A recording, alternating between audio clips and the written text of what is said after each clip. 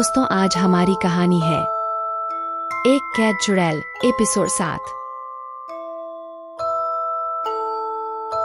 रूही की चीख अफवाहें बनकर पूरे कॉलेज में फैल चुकी थी। कोई इसे राजकुमारी सूरीरत्ना के श्रापित कमरे से जोड़कर देखता तो कोई खुद रूही को शक की नजर से देखता। हर किसी का अपना एक मत था और अपनी एक कहानी, लेकिन रूही ने किसी को भी कुछ नहीं बताया था। उसने जब आंखें खोली तो वो फराह और अवनी के कमरे में मौजूद थी और कई लड़कियां उसके चारों ओर घेरा बनाए उसे अजीब तरह से घूर रही थीं। वो नहीं जानती थी कि वो वहां कैसे आई थी, बस उन लोगों ने इतना बताया कि उसके चीखने की आवाज सुनकर बाहर आए तो वो दरवाजे पर बेहोश पड़ी हुई थी। दोपहर हो चुकी थी और रूही का सर तेज दर्द से दुख रहा था। वो जॉन और दिव्या के साथ कैंटीन में बैठी चाय के सिप ले रही थी। उसने जब उन्हें रात की सारी बात बताई तो दिव्या ने अपने मुंह पर हाथ रख लिया और जॉन कई बार कुर्सी से उठकर खड़ा हुआ और सर पर हाथ मारते हुए फिर से बैठ गया।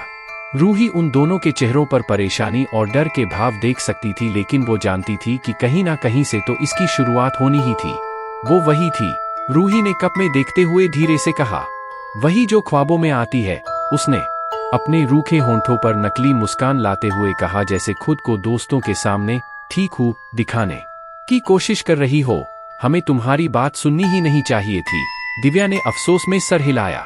अब तक जो ख्वाब में थी अब वो हकीकत में सामने आकर बैठ गई है। वो ख्वाब भी हकीकत से कम बुरे नहीं थे दिव्या, रूही ने कमजोरी से कहा।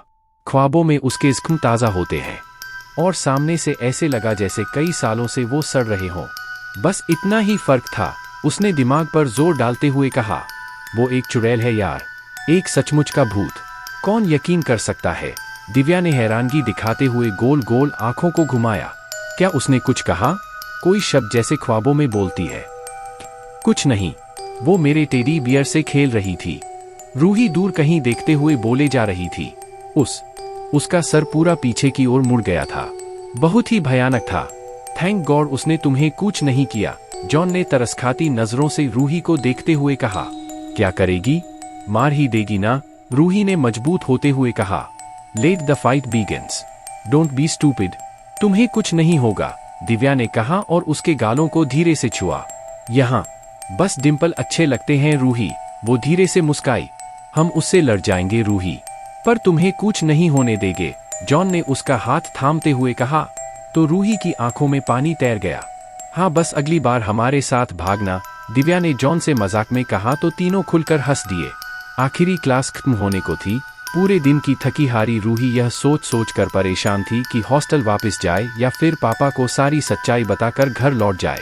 हालांकि उसके दिल में डर तो था ही, लेकिन यहाँ रहकर वो चीजों को ज्यादा नजदीक से देख और समझ सकती थी। अंततः उसने यह बात छुपाने का फैसला किया। सभी विद्यार्थी ध्यान दें, क्लास टीचर रघुनाथ खट्टर जी ने बुलंद आवाज में कहा तो ख्यालों के ताने वाने में उलझी रूही वापस से क्लास में लौट आई। आगामी हफ्ते से कॉलेज के स्पोर्ट इवेंट्स शुरू होने वाले हैं। इतना कहते ही क्लास में खुसुर-पुसुर की आवाजें तेज हो गईं। कृपया सभी शांत रहें। जिस भी विद्यार्थी को जिस भी स्पोर्ट में हिस्सा लेना है वो कल हमारी स्पोर्ट टीचर मारिया मैम से मिल लें। उन्होंने अपनी बात खत्म की और मेज पर रखे अपने कागज उठाने लगे। स्विमिंग में आर्याना से बेहतर कोई नहीं था। पीछे से आई धीमी आवाज ने रूही का ध्यान अपनी ओर खींचा। देखो इस बार हमारी क्लास से कौन भाग ले। क्या हुआ? दिव्या ने रूही के कंधे पर हाथ रखते हुए कहा तो उसने कुछ नहीं में सर हिला दिया। वो तेजी से उठी और बाहर की ओर लपकी।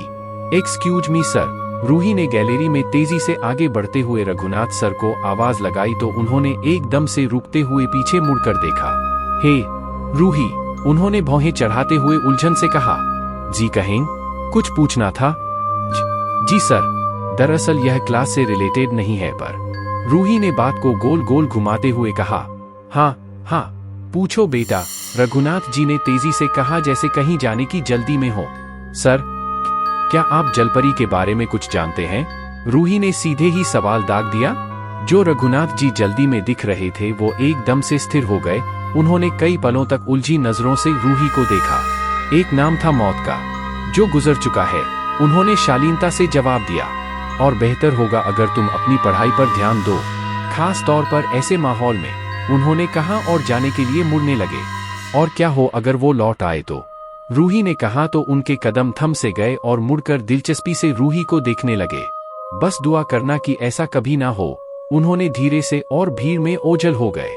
रूही कई मिनट तक वहां खड़ी रही और फिर फोन निकालकर अपने पापा को लगा दिया। कुछ सेकेंड रिंग गई और फिर एक भारी आवाज उधर से आई। हेलो बेटा, कैसे हो? त्रिपाठी जी की आवाज आई। हेलो पापा, कुछ जानकारी चाहिए थी। रूही हाल चाल पूछने के मूड में नहीं लग रही थी। ओके, हाँ कहो, क्या बात है? त्रिपाठी जी ने कहा। मुझे आर्याना और अंजलि केस की डिटेल्स चाहिए। क्या आप प्लीज दे सकते हैं? वो भी बिना ज्यादा सवाल किए रूही ने कहा और उनकी हाँ का इंतजार करने लगी। अच्छा ठीक है, पर ओके आप मुझसे कल मिलिए, त्रिपाठी जी ने कहा। वो थोड़ा उलझन में लग रहे थे।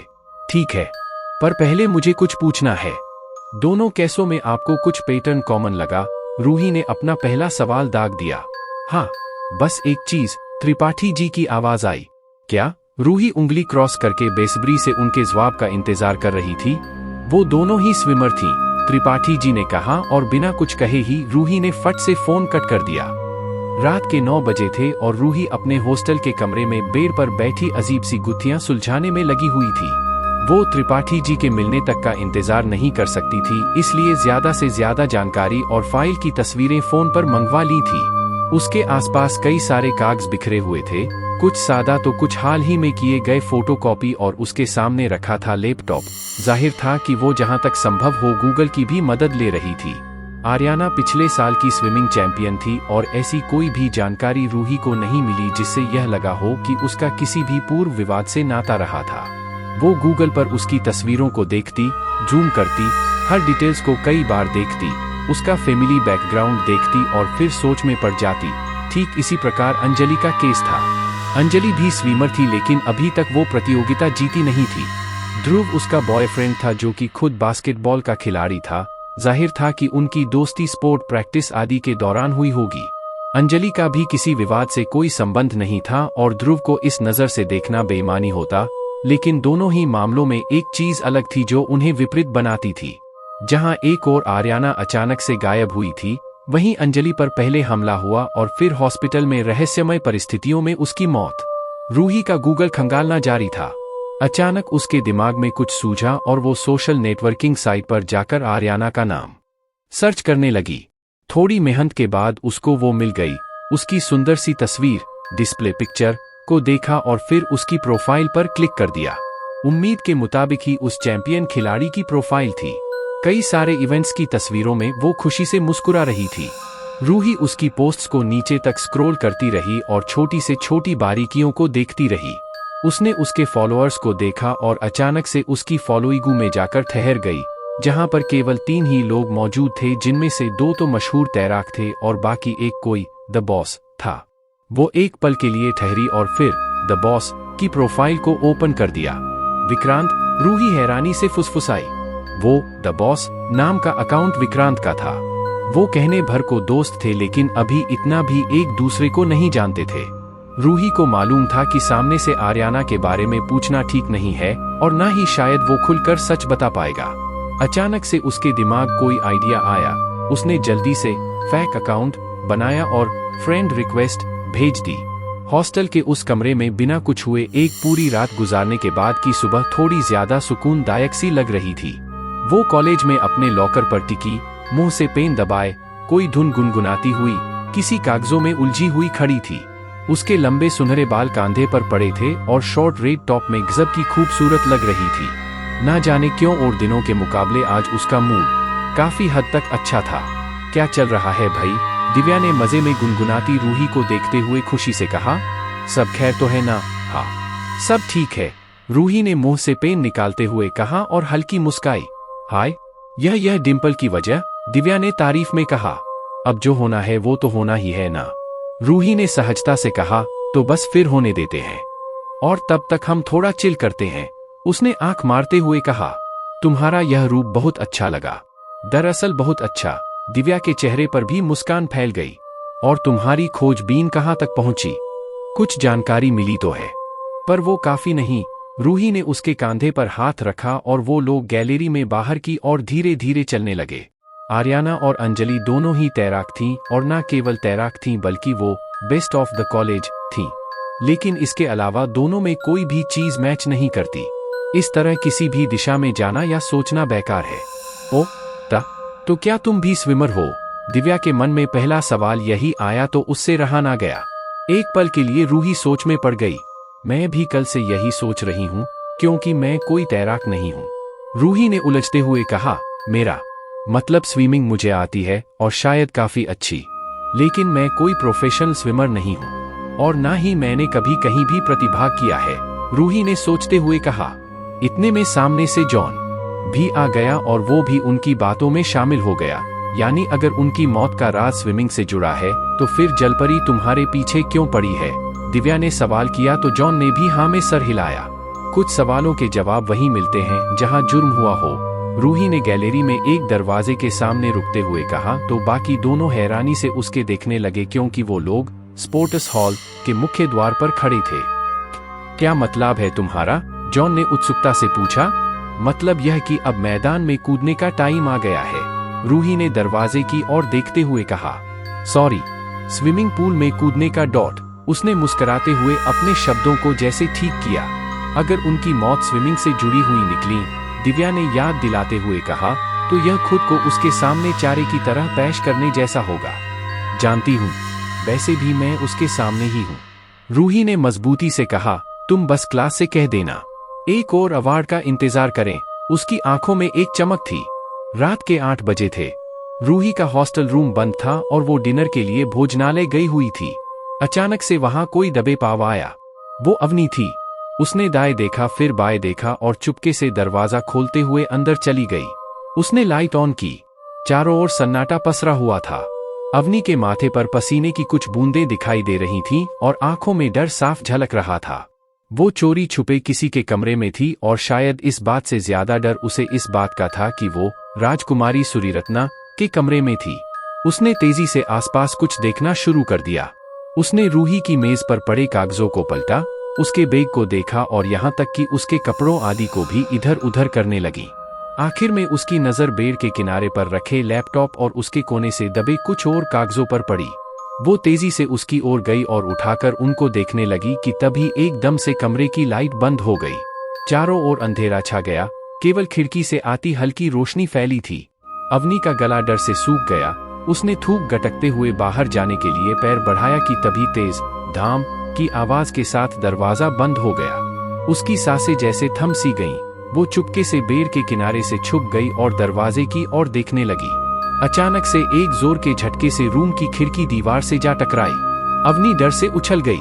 वो थोड़ा खिसकी और बेड की आड़ से खिड़की को घूरने लगी। गड़ गड़ गड़। अचानक एक अजीब सी आवाज आती सुनाई थी और फिर एक काला चिपचिपा हाथ खिड़की पर जम गया। अवनी की आंखें डर से फैल गईं और उसका दिल तेजी से धड़क रहा था।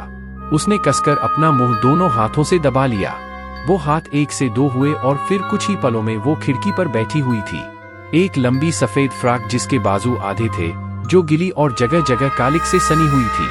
भीगे चिपचिपे बाल जो आगे की ओर बिखरे पड़े थे, जिनके पीछे से 2 भयानक सफेद आंखें झांक रही थीं।